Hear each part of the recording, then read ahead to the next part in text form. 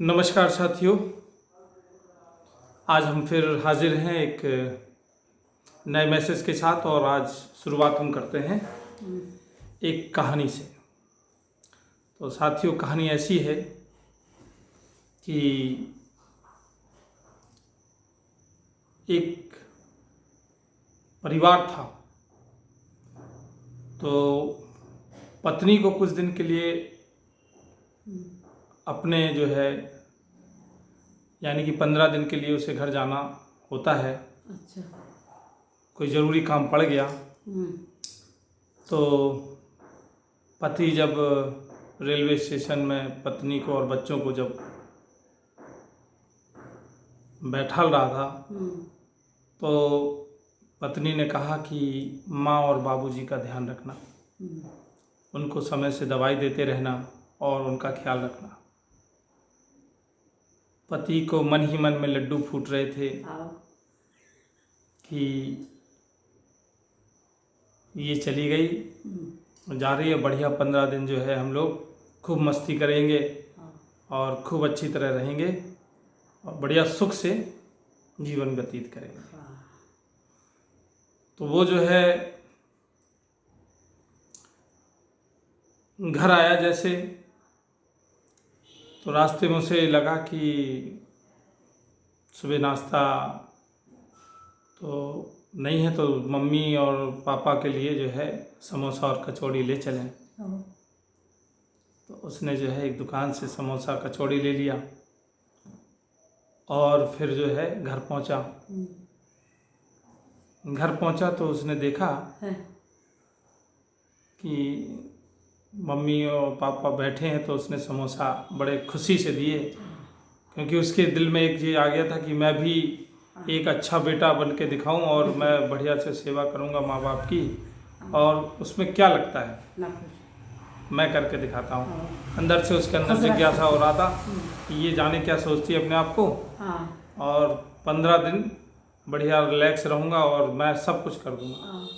तो जैसे ही समोसा कचौड़ी बाहर निकाल के रखे तो मम्मी ने हाल डांटा कि तुमको तमीज़ नहीं है, और समोसा ये अली तली चीज़ें जो है, समोसा कचौड़ी जो है हमने पिछले 6 महीने से छोड़ रखा है। तो उसने कहा कि तो फिर, तो बोले तो फिर क्या, तू घर में रहे तब तो घर में रहते ही नहीं है। तो फिर जो है माँ जी ने और पिताजी ने जो है ब्रेड और दूध में जो है रोटी खाई, मतलब सुबह का नाश्ता किया। और फिर उन्होंने दवाई मांगी। तो इन्होंने जो है दवाई मांगी तो इन्होंने डब्बा ला के रखा। तो उसने कहा कि लो माता जी। तो उन्होंने कहा मैं क्या जानूँ, बहू जो निकाल के दे देती थी वही खा लेते थे हम। तो इन्होंने कहा कि बहू देती थी। इनका अब जो मूड धीरे धीरे थोड़ा सा जो है दुखी सा होने लगा। तो इन्होंने सोचा था कि पत्नी को जो है हम किसी प्रकार से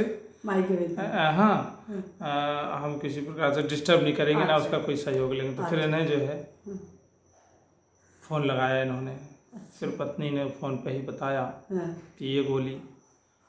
अब दिन में जो है 3-4 बार उन्हें फ़ोन लगाना पड़ता था कि दोपहर में कौन सी गोली दें, शाम को कौन सी गोली दें।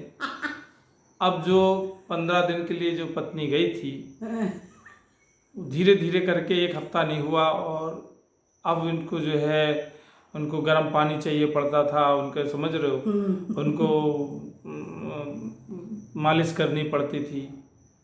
अब इन्हें चिंता जताने लगी और उल्टा जो इनका जो एक अहंकार था कि मैं बेटा हूँ और मैं क्यों नहीं संभाल सकता घर को, बिल्कुल। और अब इन्हें ऐसा लगने लगा कि पत्नी जितनी जल्दी आ जाए उतनी सही है, मौत हो जाएगी। समझ रहे हो, क्योंकि छोटी छोटी बातें जो है लड़के को समझ में आ रही थी कि अपने बस की नहीं है। तो फिर जो है माँ बाप भी समय से उनको सही खाना और नाश्ता नहीं मिलता तो वो भी चिड़चिड़ाने लगे। बाबूजी चिड़चिड़ाते जो है औलाद को गरियाने भी लगे।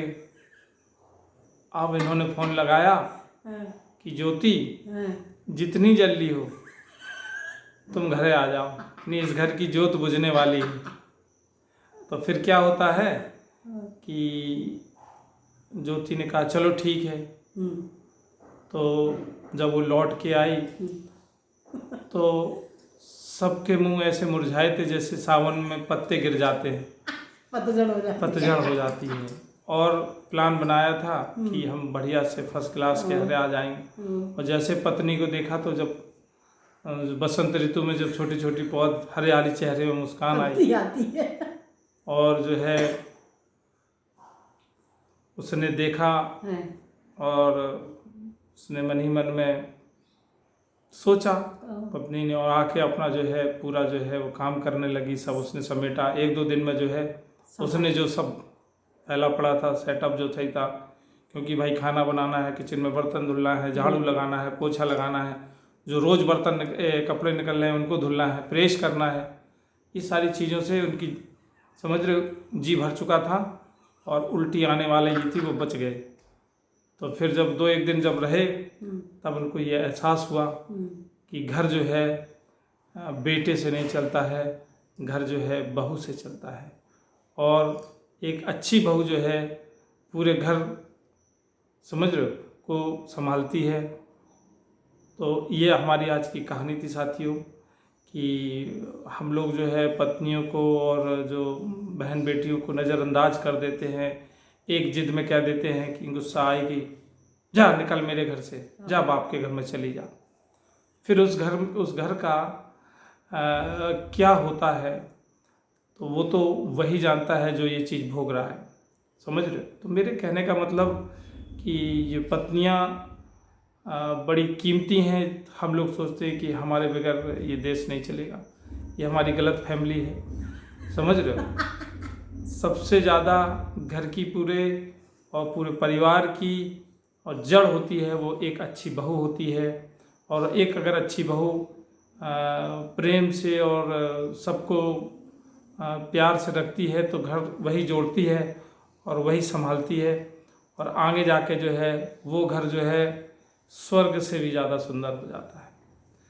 तो मैं ये कहूँगा कि मेरी प्यारी बहनों, मेरी प्यारी बहुओं, मेरी प्यारी पत्नियों, आप कोई कहे ना कहे आप बहुत महान हैं, पहले से महान हैं।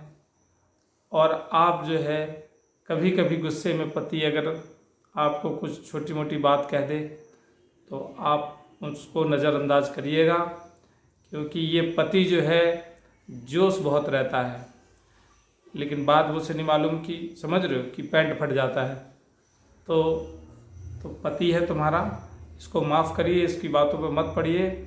और आपका घर है और आप इस घर की केंद्र बिंदु हो, आप इस घर की लक्ष्मी हो, आप इस घर की नूर हो, रोशनी हो।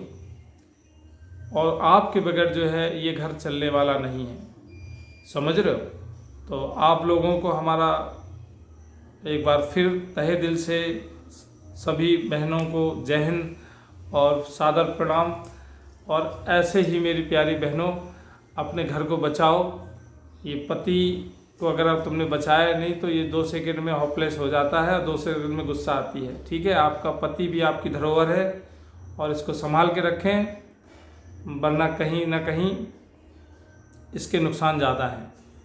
ये चीज़ कोई माने ना माने लिखा पढ़ी में है कि हम अगर बाहर कमाते हैं तो हम पैसे का रौब ज़रूर दिखाते हैं, लेकिन मैं ये कह रहा हूँ कि जो घर के अंदर बहू और बहनें जो काम करती हैं वो 1-2 दिन जिसकी पत्नी मायके चली जाती है, जब वो करता है सारा काम, नहीं कभी नहीं कर पाता, वो पोंछा कभी नहीं लगा पाता, वो घर में झाड़ू जब तब बहुत होगा, खाना दोनों टाइम पत्नी के हाथों से चाहिए। वो अपना 1 दिन खाना बना लेगा तो 3 दिन खाएगा वो, या होटल से खा लेगा, समझ रहे हो। लेकिन वो नहीं कर सकता। अगर पानी सुबह शाम आता है तो पानी समय पर नहीं भर पाएगा, कपड़े वो सही से बिस्तर नहीं लगा पाएगा, मतलब नहीं लगा पाता है।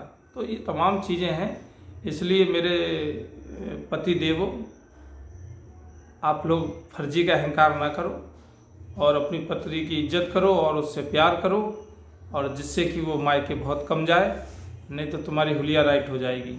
ठीक है, आज की कहानी इसी प्रकार थी और आप लोग एंजॉय करिए, खुश रहिए, मस्त रहिए। हम लोगों को इजाज़त दीजिए। थैंक यू, धन्यवाद, नमस्कार।